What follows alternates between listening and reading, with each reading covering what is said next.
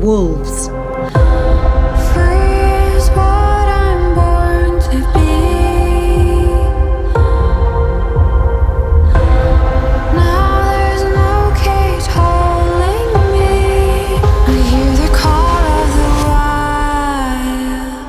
No animal has a more complicated history with humans. A history of extreme violence.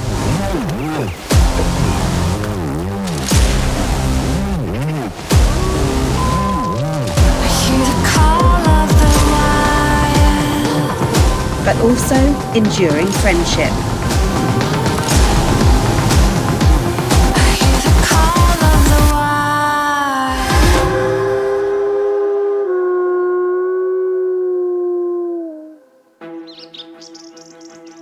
Although the ultimate symbol of wilderness, these cubs are in a bustling country in Central Europe.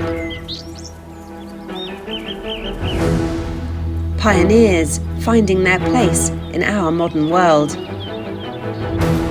Wolves were once among the most widespread mammal on the planet, ranging from deserts to the frozen north, and almost every habitat in between.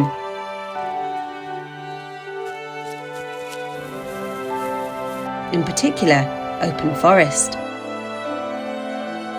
Here, a patchwork of habitat can support the food wolves need, close to fresh water. The perfect place for this mother to hide her cubs.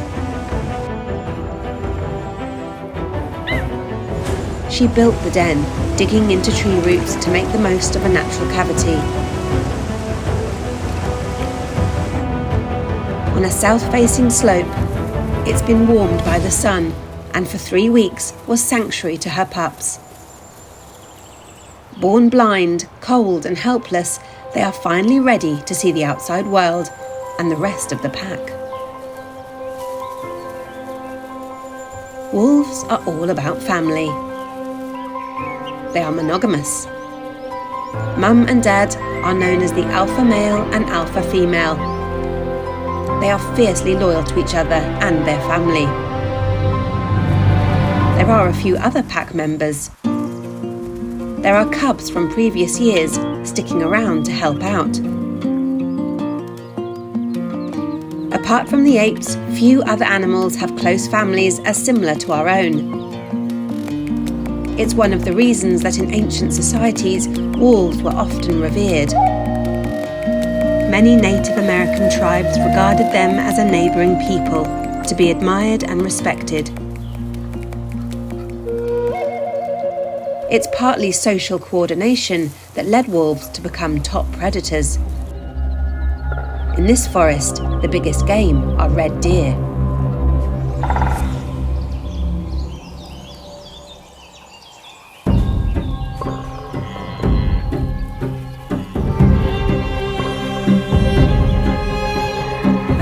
Stag. 240 kilos of muscle and sharp antlers.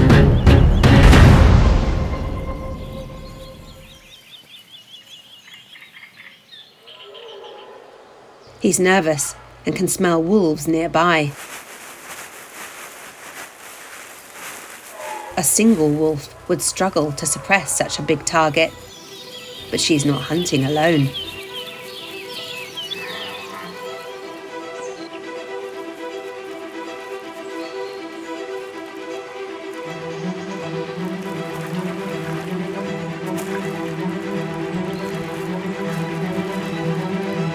Working together, the pack can tackle giant prey.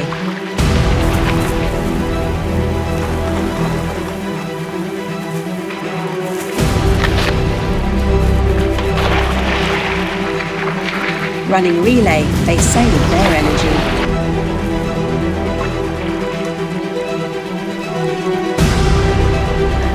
But wear the deer down.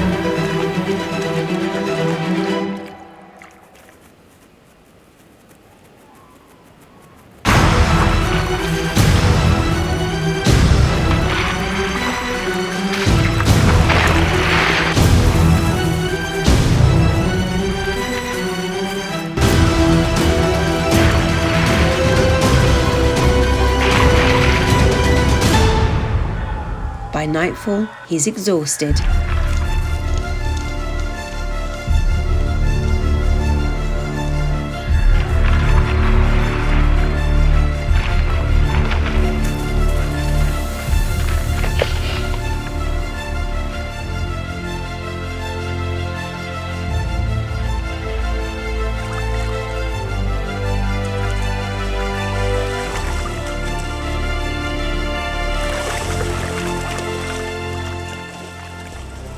With him down, the wolves can bide their time.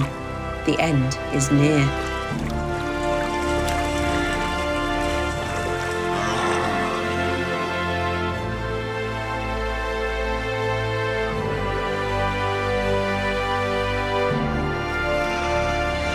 Death can seem brutal, a difficult part of the natural world. But through their killing, wolves are literally creating life. The most famous study of the impact of wolves was in the magnificent Yellowstone National Park in North America. The park was created to preserve unique geological features and the noble game animals at a time when the Wild West was being tamed and turned into farmland and settlements. But the mindset of the time was to get rid of the predators and preserve the game. Even beloved President Teddy Roosevelt, a pioneering conservationist, got it wrong, declaring the wolf a beast of waste and desolation, calling for their eradication.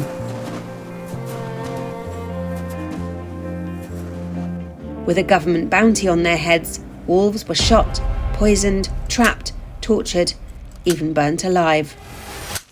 We have a long and tragic history of abusing the natural world, but little has been as brutal and misguided as our war on wolves. Even until the 1960s, there was a price on their heads. Barely any survived in the lower 48 states.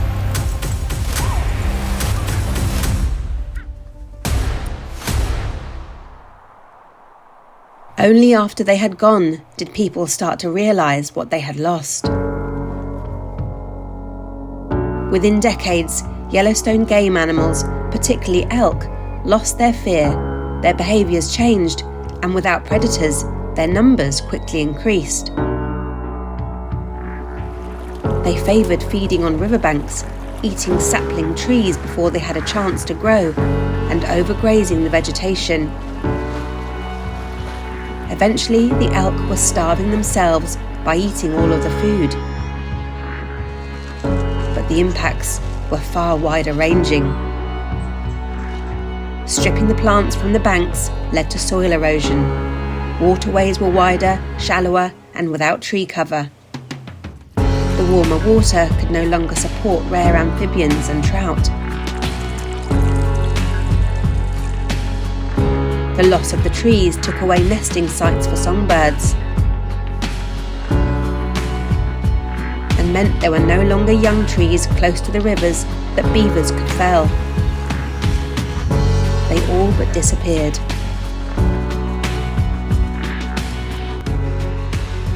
Wolves hunt other predators to remove competition. Without them, coyotes increased.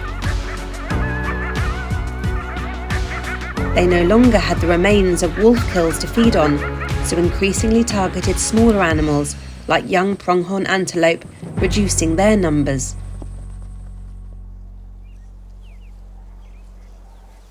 Wolves were eventually brought back in 1995, a pioneer rewilding project, and the positive impacts were immediate. The rippling effect of an apex predator is known as a trophic cascade, a tidal wave of changes throughout the food chain. The wolves hunted the elk, thinning out the herds, not eradicating them, but more importantly, keeping them on the move and in the high country. They no longer stayed and overgrazed in any one spot. Coyote numbers decreased, letting the pronghorns recover. Scavengers like ravens and eagles bounced back with the return of the carcasses.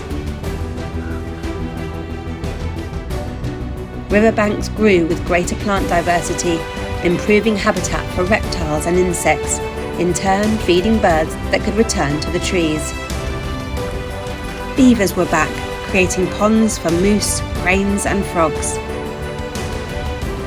And trout returned to the rivers. All because wolves were put back where they belonged.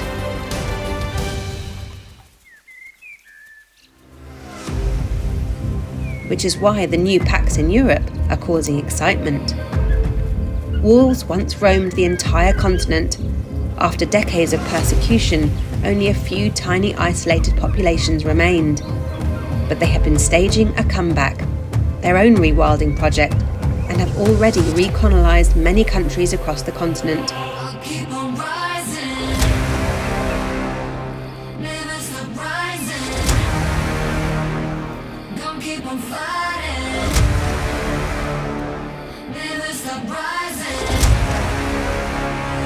Already these wolves are revitalizing habitat. Killing game is helping to enrich landscapes. Ravens make the most of their leftovers, refreshing an ancient relationship with the wolves.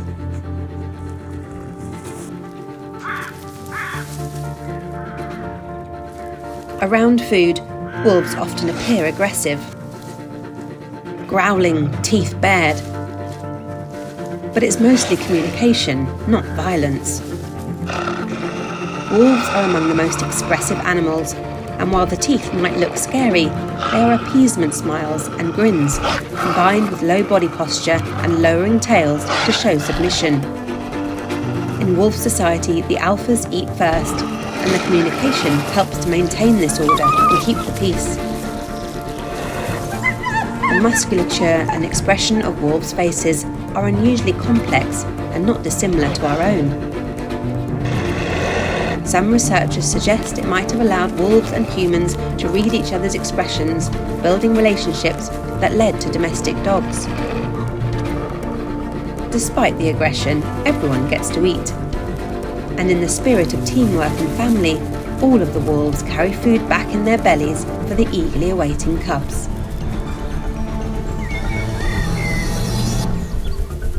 Such caring selflessness and cooperation. It's hard to believe the stigma wolves have attracted.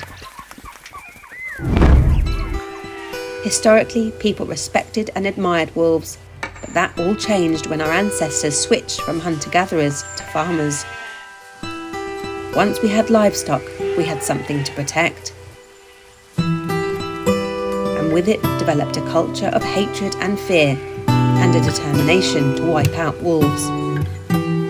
The relationship between wolves and livestock is still an issue. If there is a shortage of natural prey animals, they will attack sheep, but there are simple solutions. Like fencing animals at night, keeping guard dogs with the herds, and making sure farmers are compensated for losses. And of course, above all, restore habitats so there is plenty of natural food for them instead. After all, wolves were here first. With small steps, we can make the world a better place for wolves, in turn making it a healthier, more sustainable planet for all of us. Plus, we have the joy of sharing our lives and better getting to know these incredible animals. There is something about them that we are drawn to. 150,000 people visit Yellowstone National Park every year, hoping to glimpse wolves and pumping $35 million into the local economy.